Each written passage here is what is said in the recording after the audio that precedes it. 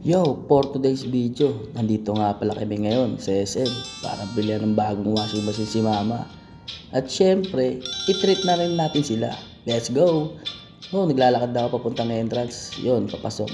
Pa-cute po. Bakit cute ka ba? At syempre, paakyat na ako ng hagdan para hapuntahan sila. Tumitingala-tingala ka pa. Nakikita si Tarzan, oh. Nandito na nga pala kami ni Mama ngayon sa SM Appliances para makapili na siya ng bago niyang washing machine. Kaso kita sa kanyang mukha wala siyang napili. Kaya naisipan muna namin pumunta ng hypermarket. Let's go! Yun, meron na silang napusuan. Tara, pakinggan natin. Oh, yan na. Ito na. Ha? Ito na? Yan na, sige. At syempre, nandito kami ngayon sa KFC para po-mood trip.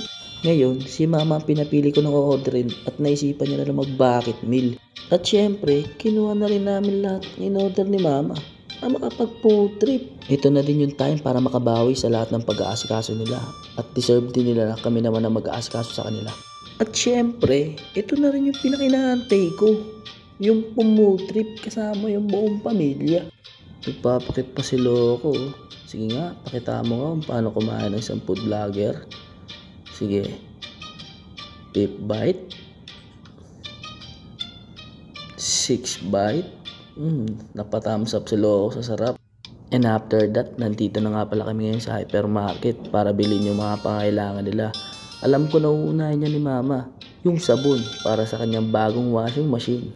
This is it. Nakapila na kami ngayon sa counter para magbayad. Ang dami daw, sabi ni Mama. Huwag kang mamoblema, Mama. Ako magbabayad yan. Sagot ko lahat yan. Ayan na. Salansan mo na lang lahat isa-isa. Ako na magbabayad. Deserve mo yan. And that's it for my video. Thanks for watching.